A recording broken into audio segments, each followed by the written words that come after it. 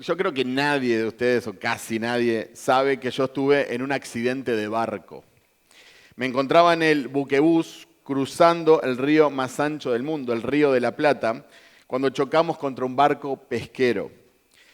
Y fue una situación bastante interesante, que uno no está acostumbrado, a menos que lo veas en las películas. Íbamos navegando tranquilamente y se escuchó un ruido bien fuerte como de hierro, y se apagaron las luces, y la gente comenzó a gritar como loca, todo el mundo al mismo tiempo, y empezaron a correr de un lado para el otro. Y el punto es que nadie sabía lo que estaba sucediendo. No sabíamos si nos estábamos hundiendo, no sabíamos cuán grave era la situación, no sabíamos si nos íbamos a morir en las heladas aguas del Río de la Plata. Llegaron helicópteros que tenían focos fuertes para buscar si alguna persona se había caído al mar. Fue un momento de angustia y desesperación. Y es la peor sensación saber que no tenés control de absolutamente nada. Nadie estaba en control. Nadie nos tranquilizaba de las autoridades del barco. Nadie sabía lo que estaba sucediendo y nadie sabía lo que iba a acontecer. Una situación angustiante. Obviamente estoy acá hablando con ustedes, entonces sabemos que el final no fue tan trágico. Pero quiero pedirte tu atención por los próximos minutos, porque vamos a hablar de un pasaje que nos dice que todo está bajo control. Y es un pasaje que nos dice exactamente lo que va a suceder. Y es un pasaje que nos va a dar paz y tranquilidad. Un pasaje donde el capitán del barco te promete que vas a llegar a buen puerto. Y no hay mayor consuelo que saber que hay alguien que está en control y que todo va a estar bien. Acompáñame, por favor, al Salmo 110.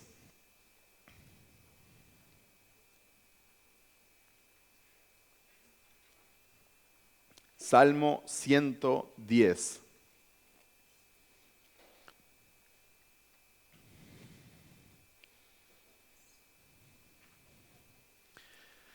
Dice la palabra del Señor. Dice el Señor a mi Señor, siéntate a mi diestra, hasta que ponga a tus enemigos por estrado de tus pies. El Señor extenderá desde Sión tu poderoso cetro, diciendo, domina en medio de tus enemigos. Tu pueblo se ofrecerá voluntariamente en el día de tu poder, en el esplendor de la santidad, desde el seno de la aurora. Tu juventud es para ti como el rocío. El Señor ha jurado y no se retractará. Tú eres sacerdote para siempre, según el orden de Melquisedec. El Señor está a tu diestra, quebrantará reyes en el día de su ira, juzgará entre las naciones, las llenará de cadáveres, quebrantará cabezas sobre la ancha tierra. Él beberá del arroyo en el camino, por tanto levantará la cabeza. El título de este sermón es El consuelo del quebrantador. El Salmo 110 es uno de los pasajes más citados en el Nuevo Testamento. James Montgomery Boyce contó 27 citas directas o alusiones indirectas al Salmo 110 en el Nuevo Testamento. Por ende, sabemos que estamos frente a un salmo, vamos a decirlo así, importante. Toda la palabra es importante, toda la palabra es inspirada por Dios, pero tenemos acá una porción de las Escrituras que es clave para entender ciertos aspectos del plan redentor de Dios. Jesús mismo lo citó en Mateo 22 y lo citó en Marcos 12, y dejó en claro que el Salmo habla de Él, habla del Mesías, del Cristo que había de venir. Me gustaría que me acompañen a Marcos 12, del 35 al 37, para ver las palabras de Jesús respecto a este salmo. Marcos 12, 35 al 37, luego obviamente vamos a volver al Salmo 110. Marcos 12, 35 al 37. Y dice así la palabra del Señor. Mientras enseñaba en el templo, Jesús decía, ¿por qué dicen los escribas que el Cristo es hijo de David? David mismo dijo por el Espíritu Santo, el Señor dijo a mi Señor, siéntate a mi diestra hasta que ponga a tus enemigos debajo de tus pies. David mismo lo llama Señor. ¿En qué sentido es pues su hijo? Y la gran multitud lo escuchaba con gusto. Entonces, frente a estas palabras de Jesús, no importa lo que digan muchos eruditos modernos que son liberales y que no aprecian la palabra de Dios tal y como es la palabra de Dios. No hay duda de que el Salmo 110 fue escrito por David. Tampoco hay dudas de que este salmo es la palabra de Dios. Primeramente Jesús nos dice, David mismo dijo. ¿Quién es el autor humano? David. ¿Quién de nosotros sabe más que Jesús o podría discutirle? Y luego nos deja claro que estaba hablando por el Espíritu Santo, el autor divino. No quedan dudas de que estamos frente a un salmo mesiánico y profético. Y es hermoso, hermoso, hermanos, poder ver a Jesús en el Antiguo Testamento. Tenemos que sacarnos esa idea de que Jesús aparece en el Nuevo Testamento, ¿no? La encarnación de la segunda persona de la Trinidad sí comienza en el Nuevo Testamento, pero Jesús aparece preencarnado y prefigurado y profetizado en el Antiguo Testamento. Ahora, en Hechos 2, 29 al 36, también me pueden acompañar, estamos ahí cerca, Hechos 2, 29 al 36, encontramos el sermón de Pedro justo después de Pentecostés, Hechos 2, 29 al 36.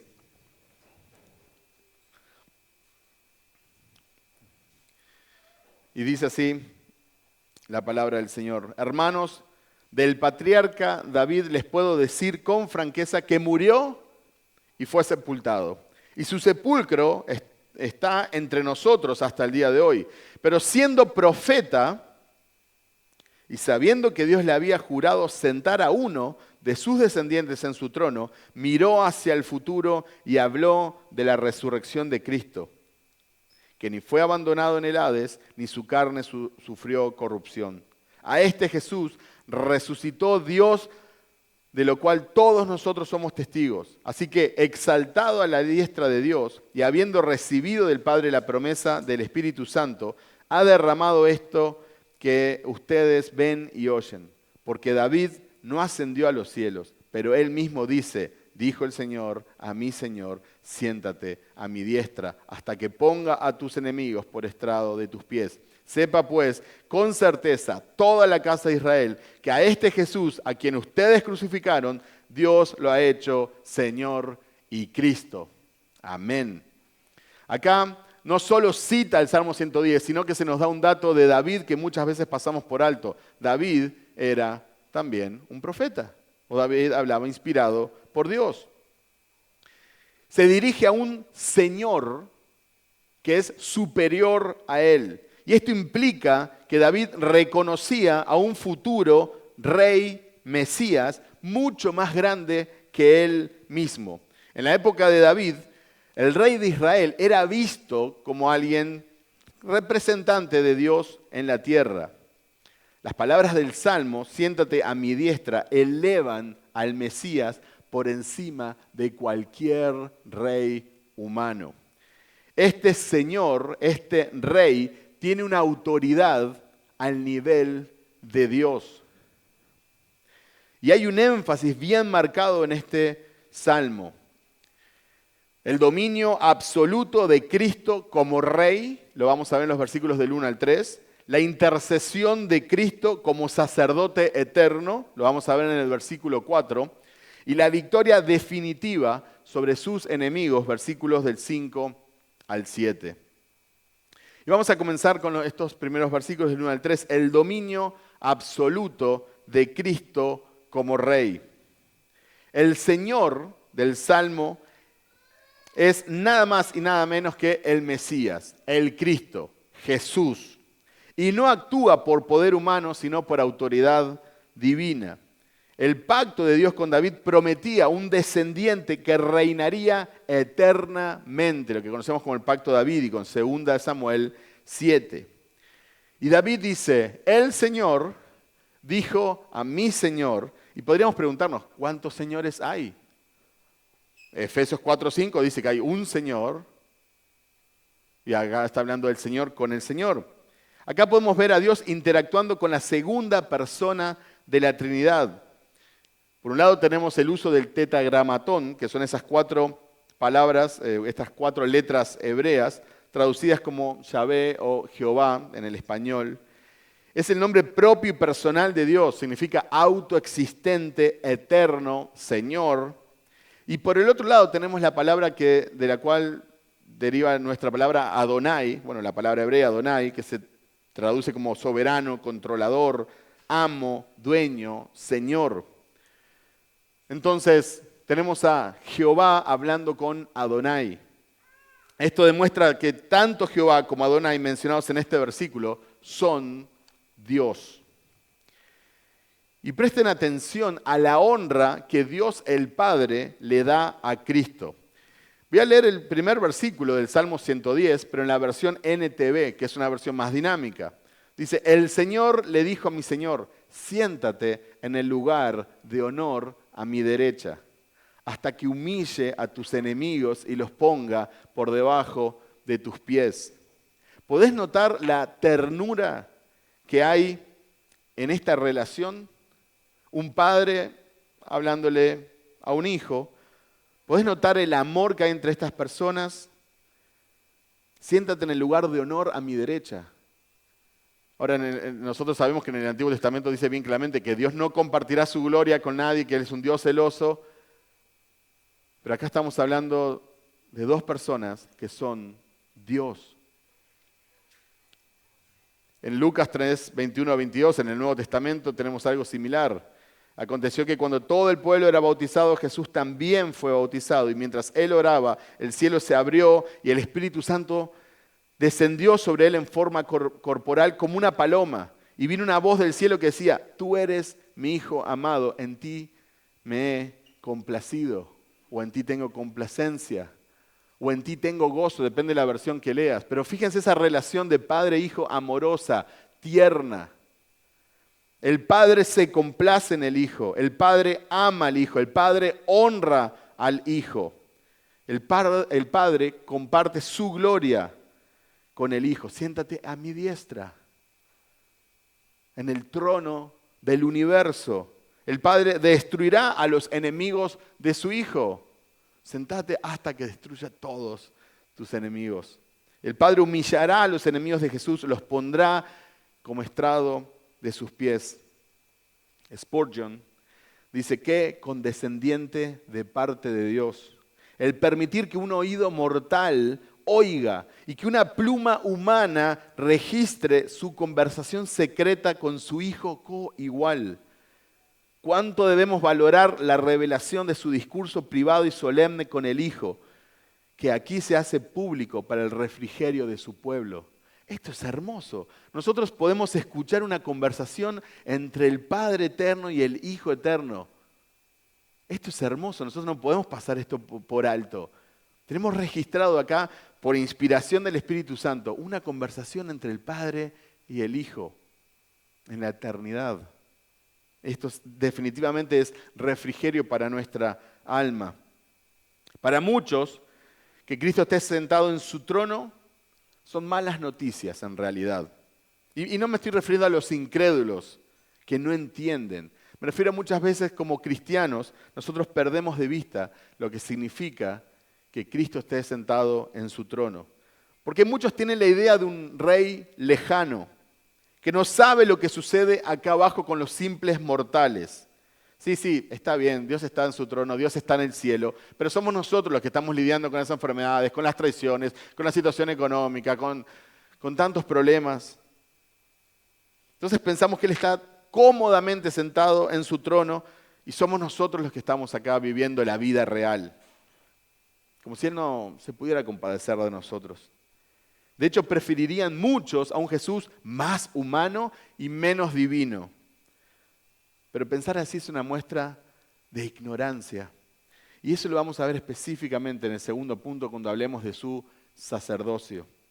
Pero hablando de Jesús como rey sentado en el trono, me gustaría leer Efesios 1 del 20 al 23. Pueden acompañarme si desean Efesios 1, 20 al 23.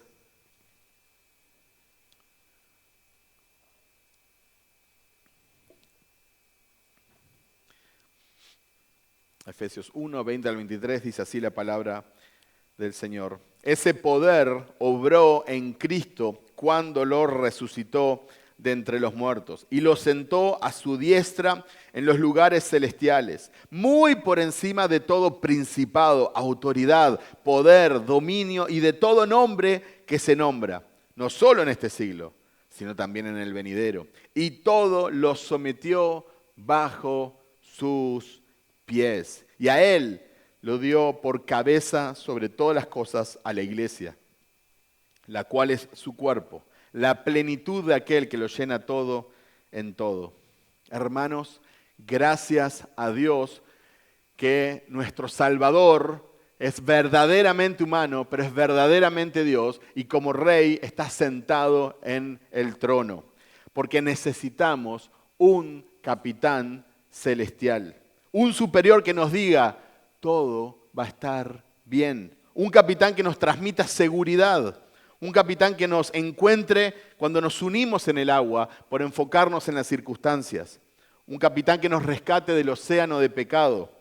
Necesitamos un capitán que nos pueda dirigir a nuestro destino final, que podamos confiar en Él, que lo podamos mirar y Él es la meta y Él es el camino y Él nos lleva de la mano y Él nos sustenta y Él provee. Él es nuestro Salvador y Él es nuestro santificador y Él nos glorificará y Él está preparando moradas para nosotros. Necesitamos un capitán que nos proteja, alguien que nos consuele cuando nuestra vida parece chocar con algo más grande que nosotros mismos. Un capitán que nos diga, no tengas miedo, todo está bajo control. Y ese es Jesús.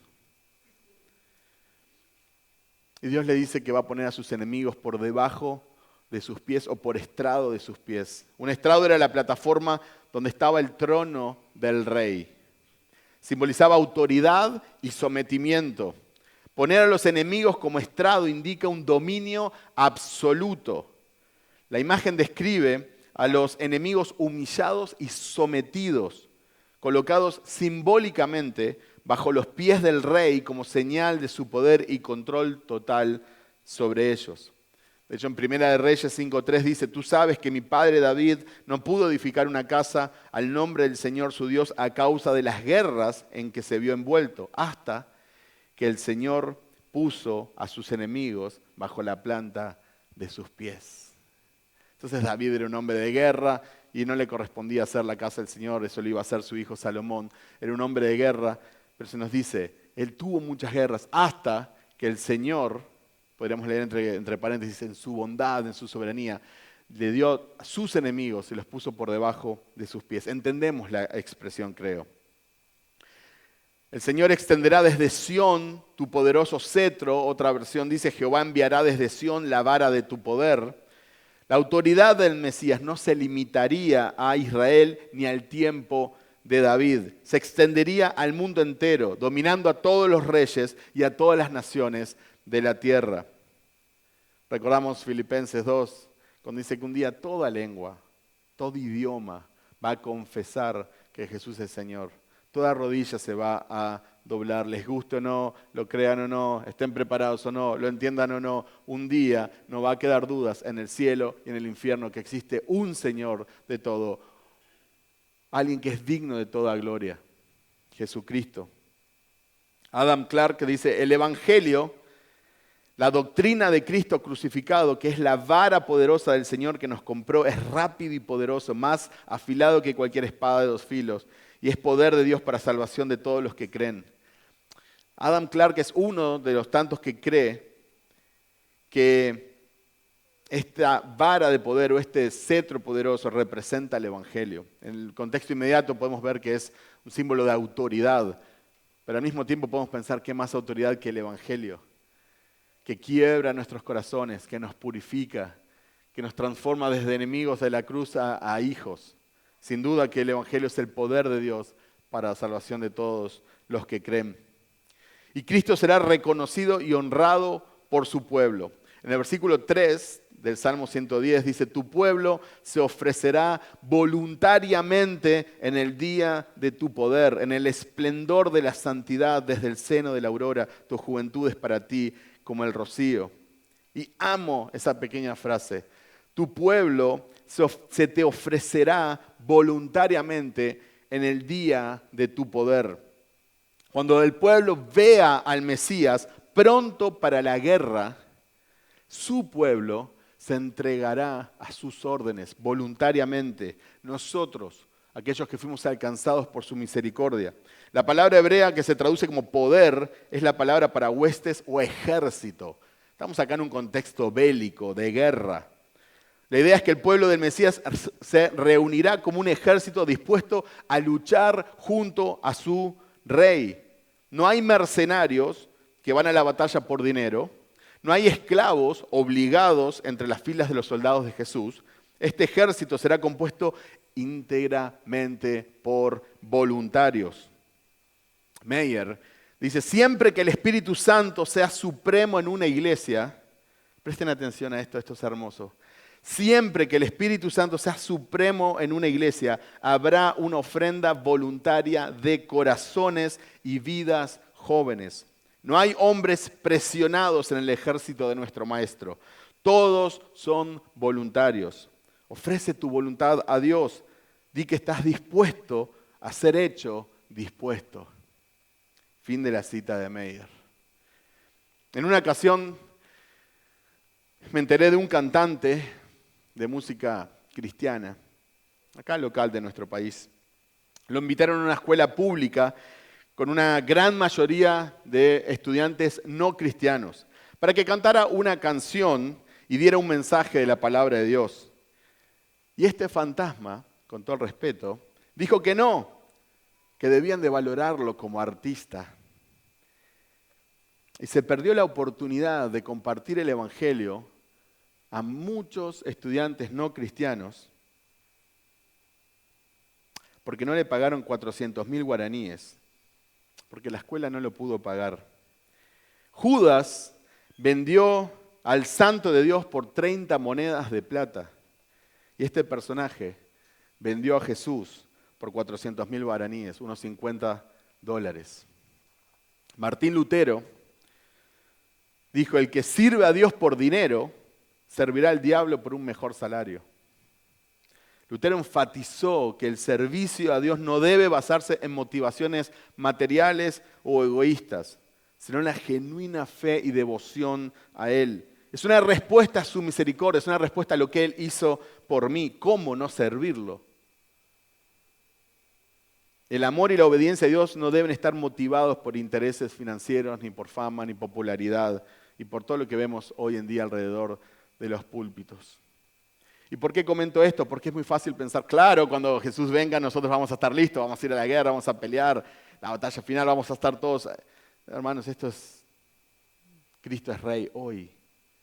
Nosotros tenemos que voluntariamente servirlo. Nosotros extendemos su reino al compartir el Evangelio con toda persona, en todo momento, en todo lugar.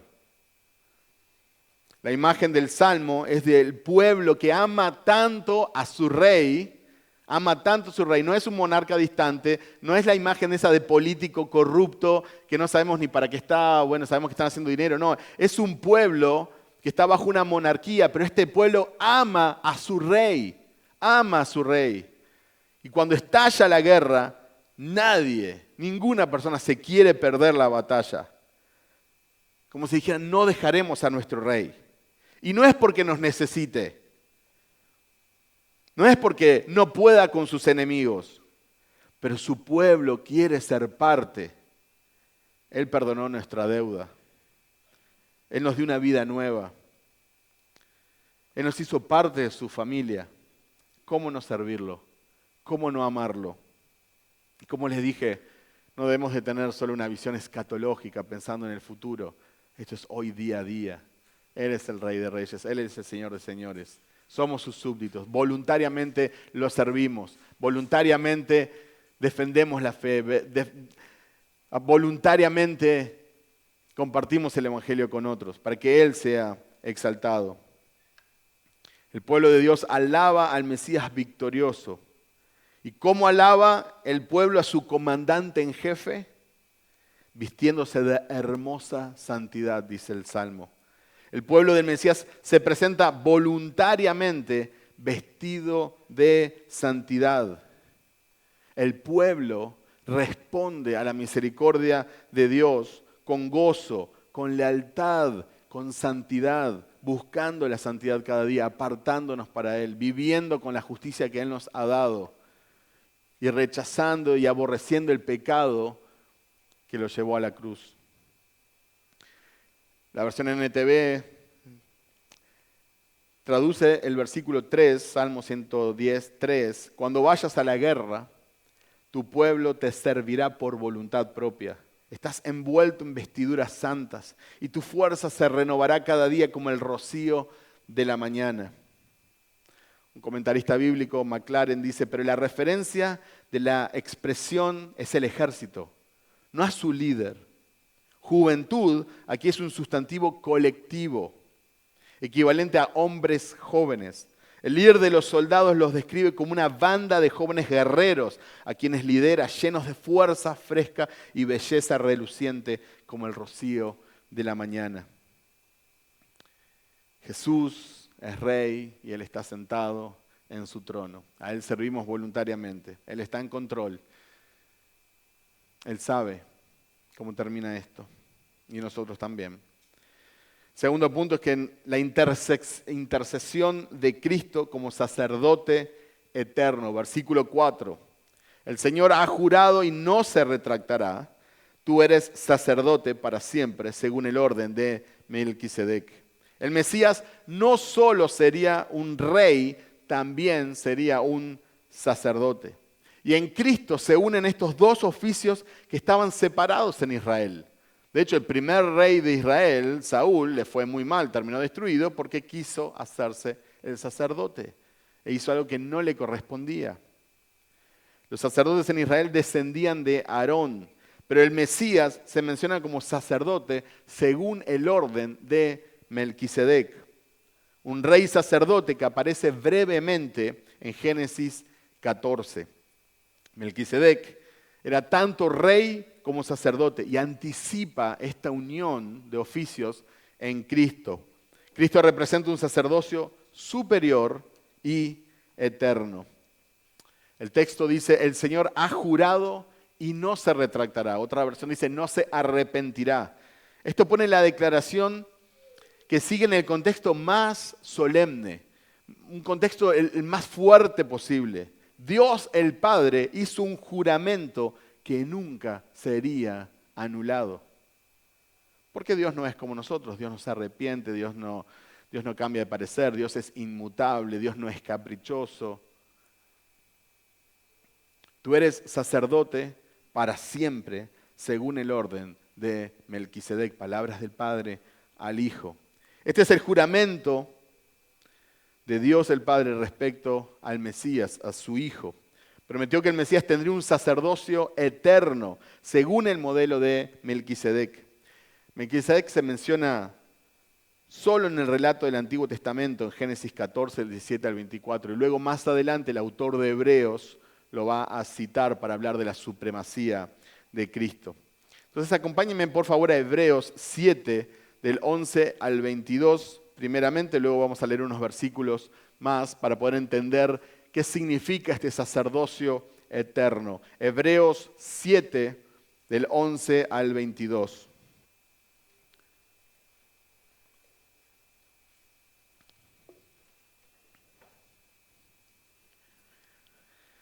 Hebreos 7, del 11 al 22. Y dice así la palabra del Señor. Ahora bien, si la perfección era por medio del sacerdocio levítico, pues sobre esa base recibió el pueblo la ley, ¿qué necesidad había de que se levantara otro sacerdote según el orden de Melquisedec y no designado según el orden de Aarón? Porque cuando se cambia el sacerdocio, necesariamente ocurre también un cambio de la ley. Pues aquel de quien se dicen estas cosas pertenece a otra tribu, de la cual nadie ha servido en el altar. Porque es evidente que nuestro Señor descendió de Judá, una tribu de la cual Moisés no dijo nada tocante a sacerdotes. Y esto es aún más evidente si a semejanza de Melquisedec se levanta otro sacerdote, que ha llegado a serlo, no sobre la base de una ley de requisitos físicos, sino según el poder de una vida indestructible. Pues de Cristo se da testimonio, tú eres sacerdote para siempre, según el orden de Melquisedec. Porque ciertamente queda anulado el mandamiento anterior por ser débil e inútil, pues la ley nada hizo perfecto. Y se introduce una mejor esperanza, mediante la cual nos acercamos a Dios. Y por cuanto no fue sin juramento, pues en verdad ellos llegaron a ser sacerdotes sin juramento, pero Él, por un juramento del que le dijo, el Señor ha jurado y no cambiará, tú eres sacerdote para siempre. Por eso Jesús ha venido a ser un fiador o fiador de un mejor pacto. Por eso Jesús ha venido a ser fiador de un mejor pacto. El sacerdocio levítico no pudo lograr la perfección de las personas. Por eso se necesitaba otro sacerdote según el orden de Melquisedec y no según el orden de Aarón. Jesús pertenece a la tribu de Judá, lo conocemos como el león de la tribu de Judá, no a la tribu de Leví. Y su sacerdocio trasciende el sistema levítico.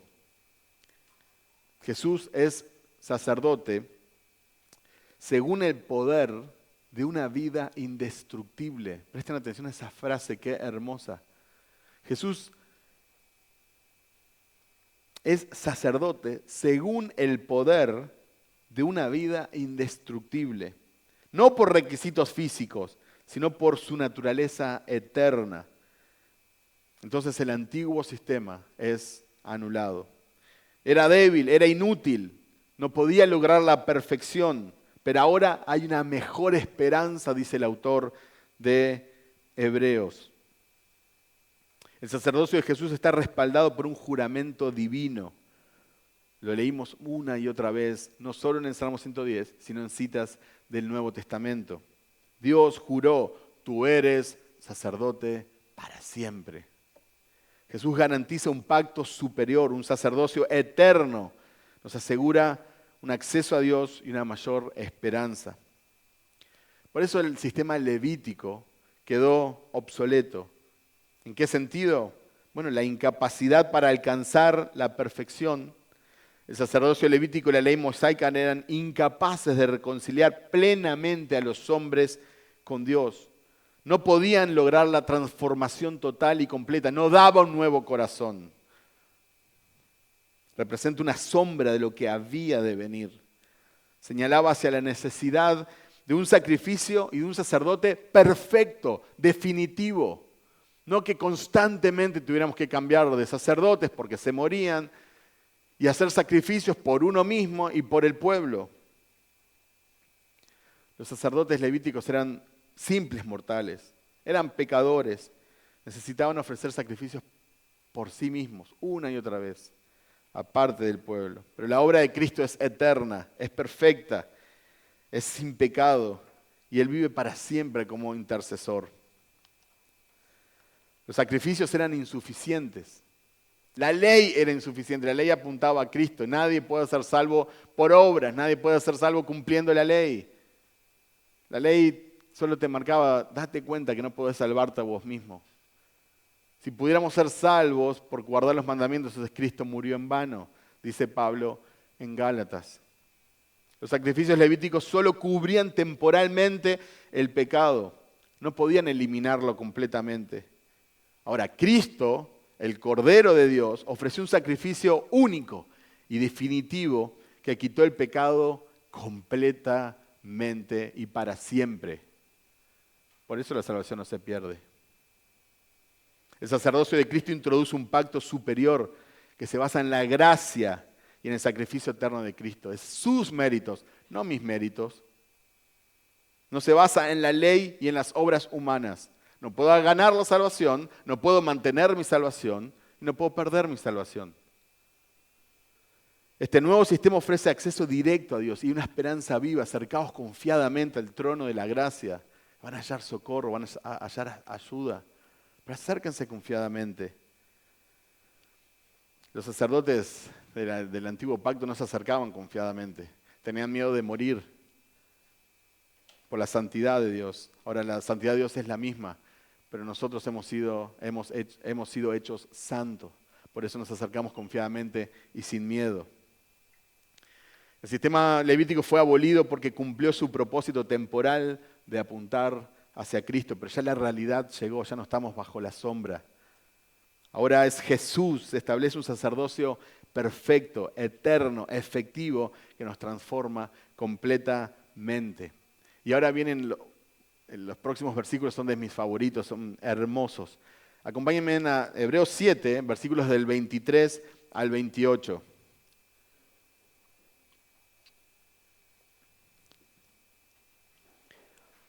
Hebreos 7, 23 al 28.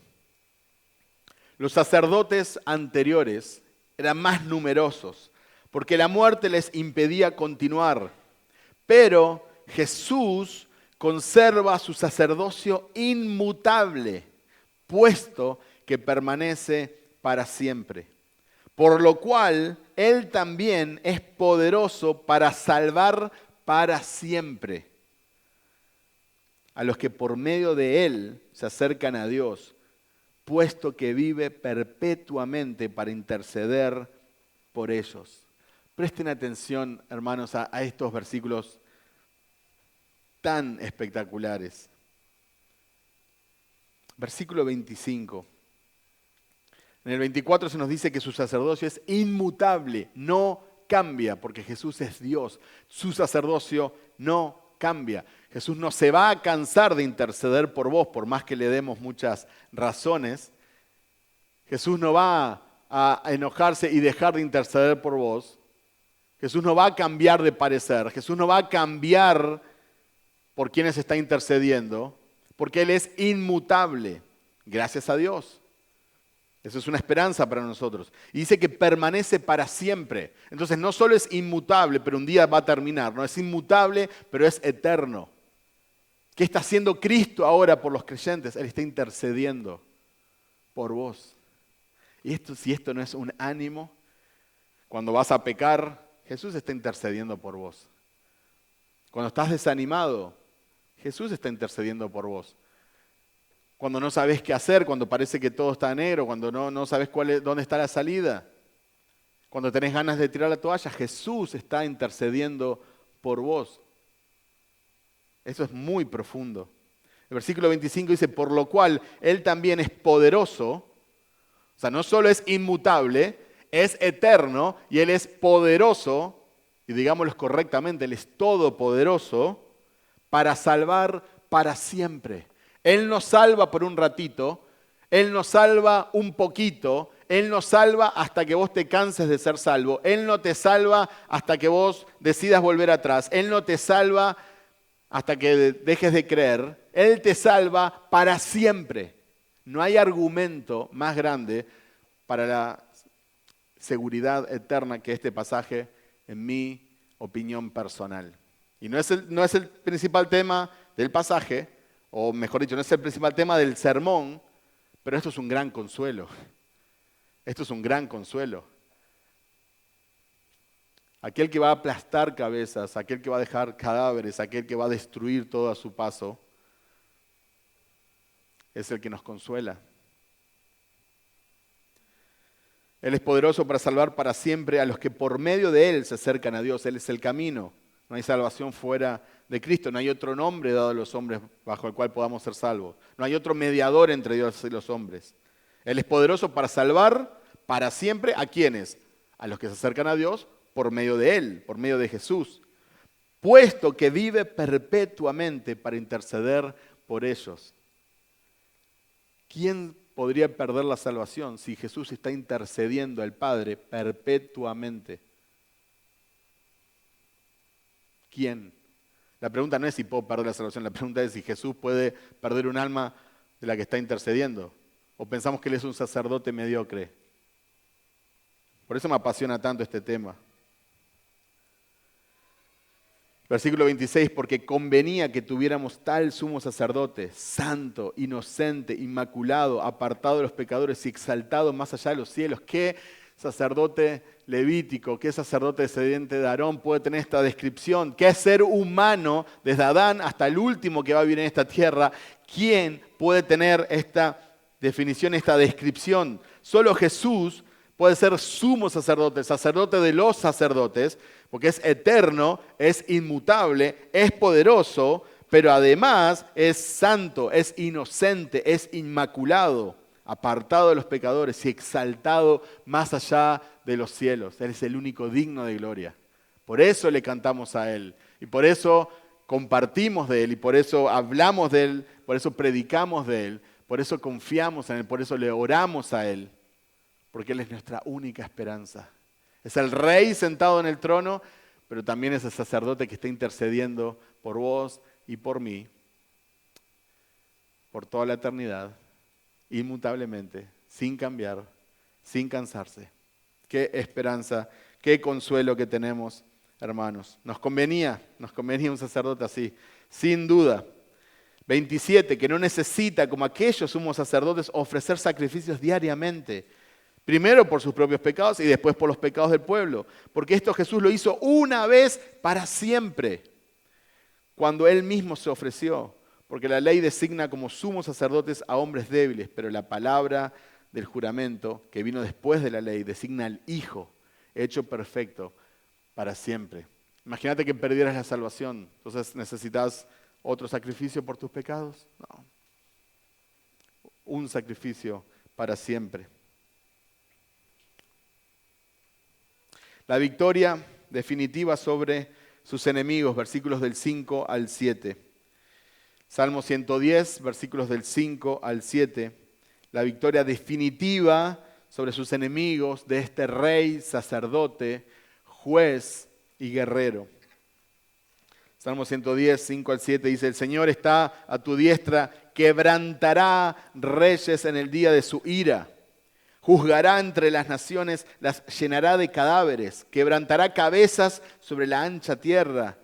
Él beberá del arroyo en el camino, por tanto levantará la cabeza. Este es un pasaje poco romántico, es un pasaje bélico, es un pasaje de destrucción, es un pasaje de guerra. Pero gracias a Dios que tenemos a alguien que nos va a librar de nuestros enemigos. Este es el triunfo final de Cristo. Pablo, los otros apóstoles, usan este salmo para enseñar que Cristo está reinando en el presente, sometiendo gradualmente a sus enemigos hasta el juicio final. El salmo enseña o señala hacia el día en que el Mesías reinará plenamente sobre todas las naciones. Juzgará a sus enemigos y traerá paz y justicia definitivas. Me gustaría que podamos ver esto en 1 Corintios 15, 25 al 28. 1 Corintios 15, 25 al 28.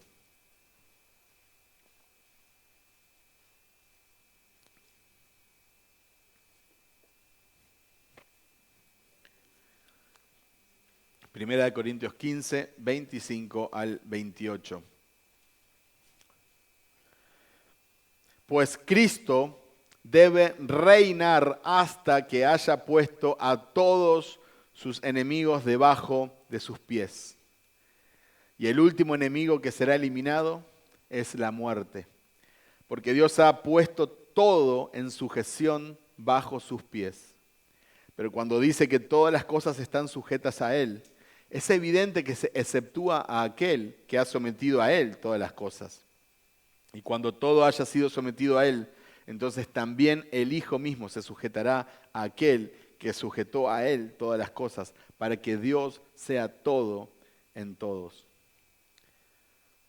Hermanos, respecto al Salmo 110, es una promesa de la victoria final de Cristo sobre el pecado, la muerte y Satanás.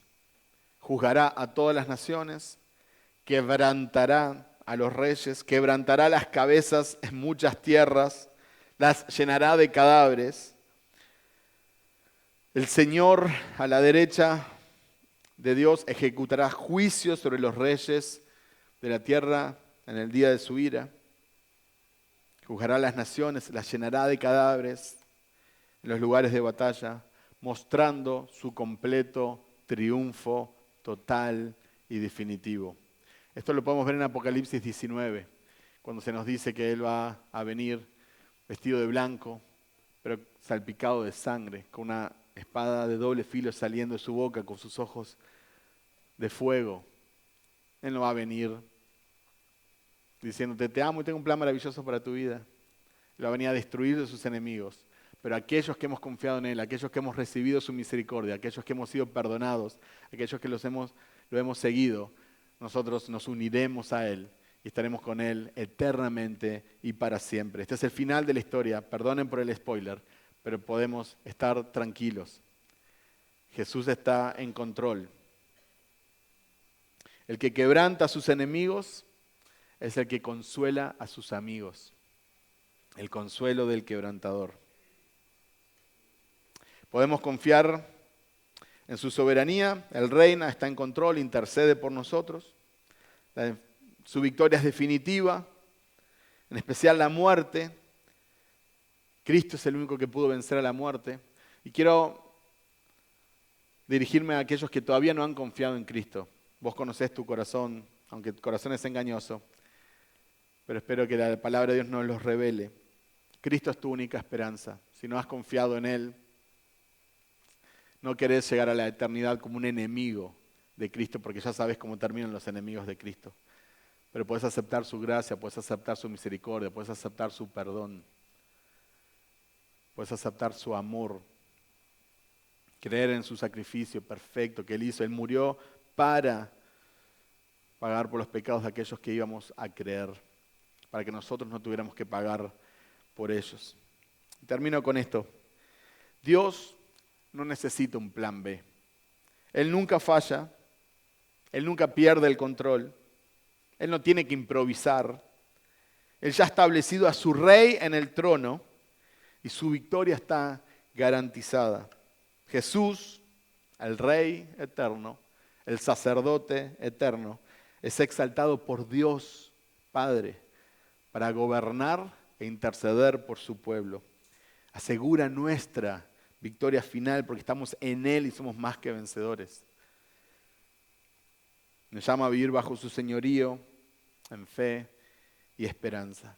Hermanos, reciban el consuelo del Evangelio. Reciban el consuelo de Cristo. Anímense, que Él está en control y Él está intercediendo por vos. Él está pidiendo por vos.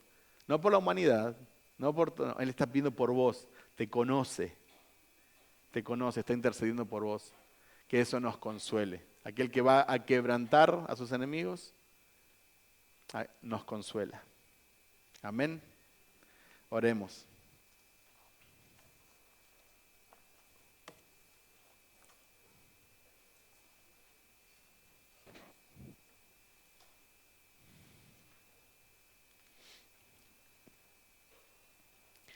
Señor, nosotros te damos muchas gracias por permitirnos